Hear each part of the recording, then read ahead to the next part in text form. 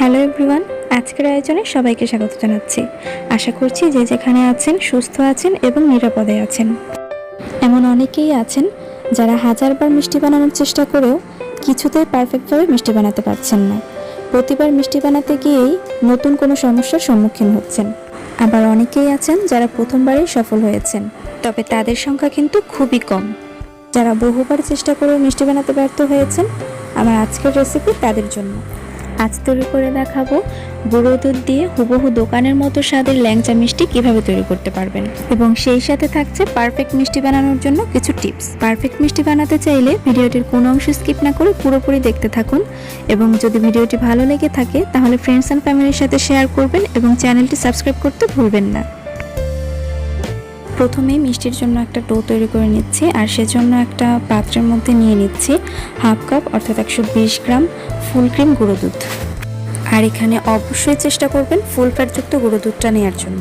যাদের কাছে measurement cup নেই তাদের কাছেও রেসিপিটি আরও সহজ করে উপস্থাপন করার জন্য আমি চায়ের চামচ দিয়ে পরিমাপ করে দেখিয়ে দিচ্ছি। যে কোনো মিষ্টি তৈরির ক্ষেত্রে কিন্তু সঠিক পরিমাপটা খুবই গুরুত্বপূর্ণ ব্যাপার। তাই আপনাদের কাছে একটাই রিকোয়েস্ট থাকবে, রেসিপিতে যে সকল উপকরণ যতটুকু দেওয়া হয়েছে এবং যেসব টিপস দেওয়া আছে সেগুলো হুবহু ফলো করবেন, তাহলে ইনশাল্লাহ আপনারা কেউই ব্যর্থ হবেন না। আমার পরিমাপ করা হয়ে গিয়েছে, তো এখানে হাফ কাপ গুঁড়ো দুধে চায়ের চামচের 8 চা চামচ গুঁড়ো দুধ হয়েছে। গুঁড়ো দুধের সাথে নিয়ে নিচ্ছি 3 টেবিল চামচ অর্থাৎ 45 গ্রাম ময়দা। তো এখানে টেবিল চামচের পরিমাপটাও আমি চায়ের চামচ দিয়ে করে নিচ্ছি। এখানে 1 টেবিল চামচ ময়দাকে চায়ের চামচ দিয়ে পরিমাপ করা হলে প্রায় 1.5 চা চামচ ময়দা হয়। যেহেতু আমি এখানে 3 টেবিল চামচ ময়দা ব্যবহার করেছি, তো আপনারাও ওই অনুযায়ী মেজারমেন্টটা করে নেবেন। নিচ্ছি হাফ চা চামচ চিনি। যারা চায়ের চামচ দিয়ে পরিমাপ করবেন তারাও এখানে হাফ চা চামচ চিনি নেবেন। নিচ্ছি হাফ চা চামচ বেকিং পাউডার। তেল নিচ্ছি 1 চা চামচ, তবে এখানে তেলের পরিবর্তে আপনারা ঘিও ব্যবহার করতে পারেন। যারা চায়ের চামচ দিয়ে পরিমাপ করবেন তারাও এখানে 1 চা চামচ ঘি অথবা তেল নেবেন। তরল দুধ নিয়ে নিচ্ছি 2 টেবিল চামচ অর্থাৎ 30 ml। আর আগে কিন্তু বলা হয়েছিল 1 টেবিল চামচ সমান চায়ের চামচের 1.5 চা চামচ। এখানে অনেকের মনেই হয়তো প্রশ্ন আসতে পারে, তরল দুধ না থাকলে গুঁড়ো দুধ পানিতে গুলে ব্যবহার করা যাবে কিনা। তো আমি বলবো অবশ্যই যাবে, তবে অবশ্যই সেটা স্বাভাবিক তাপমাত্রায় থাকতে হবে। সবগুলো উপকরণ আমি হাত দিয়ে একটু মেখে নিয়েছি। এখানে আমি একটি ফ্যাটানো ডিম থেকে 1 টেবিল চামচ অর্থাৎ 15 ml ডিম দিয়ে দিচ্ছি। এখন অনেকেই হয়তো জানতে চাইতে পারেন, আপু ডিম ছাড়া এই রেসিপিটি করা যাবে কিনা। হ্যাঁ, অবশ্যই করা যাবে, তবে ডিম দিয়ে 100% পারফেক্ট রেজাল্ট আসবে। আর যদি ডিম ছাড়া করতে চান তাহলে স্বাদে হয়তো একটু হেরফের হতে পারে। এই পর্যায়ে সব উপকরণগুলো হাত দিয়ে খুব ভালোভাবে মেখে নিচ্ছি, তবে খুব বেশি সময় নিয়ে অথবা খুব মসৃণ করে মাখানোর দরকার নেই। আমি যেসব উপকরণ যতটুকু পরিমাণে ব্যবহার করেছি আপনারা যদি হুবহু ফলো করেন তাহলে এরকম একটা আঠালো ডো হবে, অর্থাৎ হাতের সাথে আটকে থাকবে এমন। তবে আপনাদের যদি মনে হয় আপনাদের ডোটা একটু বেশি হার্ড হয়ে গিয়েছে তাহলে সামান্য একটু লিকুইড দুধ অথবা ডিম যোগ করে নিতে পারেন। এবারে আমি হাতটা ভালোভাবে ধুয়ে হাতে কিছুটা তেল মেখে নিয়েছি। এবারে এখান থেকে কিছুটা ডো নিয়ে আমি ঘুরিয়ে ঘুরিয়ে ল্যাংচার শেপ করে নিচ্ছি। আপনারা যেমন সাইজের ল্যাংচা তৈরি করতে চান তার থেকে একটু ছোট করে তৈরি করবেন, কারণ এগুলো কিন্তু তেলে দেওয়ার পরে এবং শিরাতে দেওয়ার পরে ফুলে দ্বিগুণ হয়ে যাবে। আর শেপ দেওয়ার ক্ষেত্রে কিন্তু খুব ভালোভাবে লক্ষ্য করে দেখবেন এর গায়ে কোনো প্রকার ক্র্যাক বা ফাটল যেন না থাকে, তাহলে কিন্তু মিষ্টিগুলো যখন তেলে দেওয়া হবে তখন এগুলো ফেটে যাবে। তাই ল্যাংচাগুলো তৈরির সময় খুব মসৃণভাবে তৈরি করতে হবে। একইভাবে আমি সবগুলো ল্যাংচার শেপ তৈরি করে নিচ্ছি। আমি যতটুকু উপকরণ নিয়েছি তাতে আমার বড় সাইজের 7টি ল্যাংচা হয়েছে, তবে আপনারা যদি এর থেকে ছোট করে তৈরি করতে চান তাহলে 8 থেকে 10টি ল্যাংচা হবে। এই পর্যায়ে মিষ্টিগুলো ভেজে নেওয়ার পালা। আর যেহেতু আমি মিষ্টিগুলো ডুবো তেলে ভাজবো তাই প্যানে পর্যাপ্ত পরিমাণে তেল দিয়ে দিয়েছি। আর এই পর্যায়ে চুলার আঁচ থাকবে একদম লো। তেলটা যখন সামান্য কিছুটা গরম হয়ে আসবে তখন মিষ্টিগুলো দিয়ে দিতে হবে এর মধ্যে। তবে খেয়াল রাখতে হবে তেলটা যেন খুব বেশি পরিমাণে গরম না থাকে। তেলের তাপমাত্রা এমন হবে যেন একটা আঙুল ডুবিয়ে এর মধ্যে রাখতে পারেন। অর্থাৎ সামান্য কিছুটা গরম হয়ে আসলেই মিষ্টিগুলো এর মধ্যে দিয়ে দিতে হবে।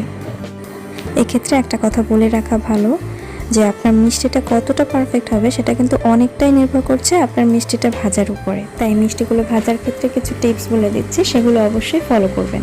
প্রথমত মিষ্টিগুলো আপনাকে শুরু থেকে শেষ পর্যন্ত চুলার আঁচ লোয়ে রেখেই ভাজতে হবে। এক্ষেত্রে কোনো রকম তাড়াহুড়া করা যাবে না, একটু সময় নিয়ে আস্তে ধীরে আপনাকে মিষ্টিগুলো ভেজে নিতে হবে। আর দ্বিতীয়ত মিষ্টিগুলো যখন তেলে দেওয়া হবে তখন তেলের তাপমাত্রাটা যেন খুব বেশি না হয়, অর্থাৎ আপনার হাত সহ্য করতে পারে এমন তাপমাত্রা থাকতে হবে। মিষ্টিগুলো তেলে দেওয়ার কিছুক্ষণের মধ্যেই দেখবেন এগুলো আপনি উপরের দিকে ভেসে উঠছে।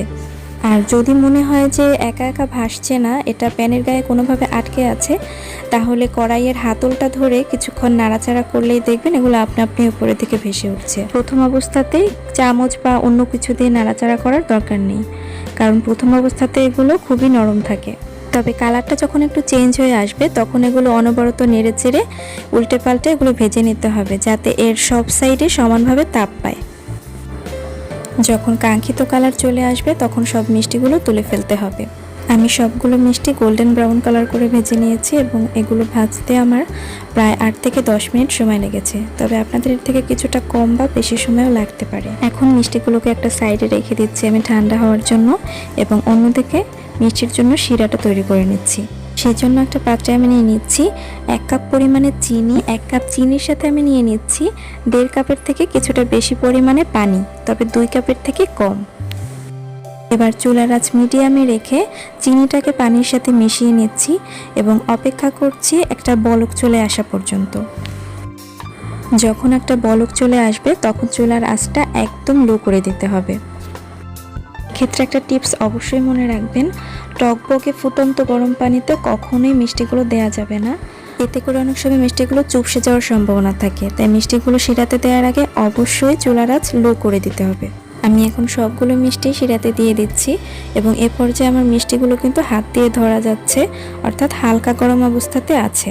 এক্ষেত্রে আরেকটি টিপস হচ্ছে, একদম গরম মিষ্টিগুলো কিন্তু গরম শিরাতে দেওয়া যাবে না, এতে করেও কিন্তু মিষ্টিগুলো চুপসে যাওয়ার সম্ভাবনা থাকে। তাই হালকা গরম মিষ্টিগুলো কিন্তু শিরাতে দিয়ে দিতে হবে। এবার চুলার আঁচ একদম লোয়ে রেখে মিষ্টিগুলোকে ঢেকে রান্না করে নিচ্ছি 15 থেকে 20 মিনিটের জন্য। তবে এই 15-20 মিনিটে একবারের জন্য ঢাকনা খোলা যাবে না।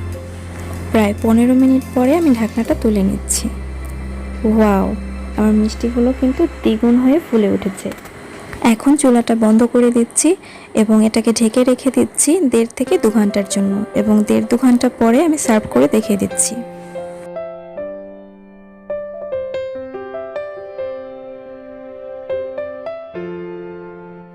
প্রায় 2 ঘন্টা পরে আমি মিষ্টিগুলো সার্ভ করে নিয়েছি। এবারে মিষ্টিগুলোর উপরে আমি একটু শিরা দিয়ে দিচ্ছি। নিশ্চয়ই অপেক্ষা করে আছেন মিষ্টির ভেতরটা কেমন হয়েছে সেটা দেখার জন্য। আমি একটি মিষ্টি কেটে দেখিয়ে দিচ্ছি যে এর ভেতরটা কতটা রসালো হয়েছে।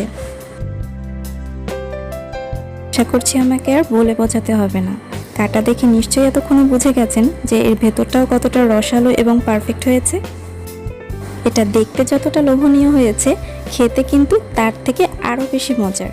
আশা করছি বরাবরের মতো আজকের রেসিপিটিও আপনাদের কাছে সহজভাবে উপস্থাপন করতে পেরেছি। রেসিপি হুবহু ফলো করে বাসায় একবার হলেও ট্রাই করবেন এবং আপনাদের মিষ্টি কেমন হয় সেটা আমাকে কমেন্ট সেকশনে কমেন্ট করে জানাতে পারেন, অথবা আপনারা আপনাদের রান্না করা যে কোনো খাবারের ছবি আমার সাথে আমার ফেসবুক গ্রুপে শেয়ার করতে পারেন।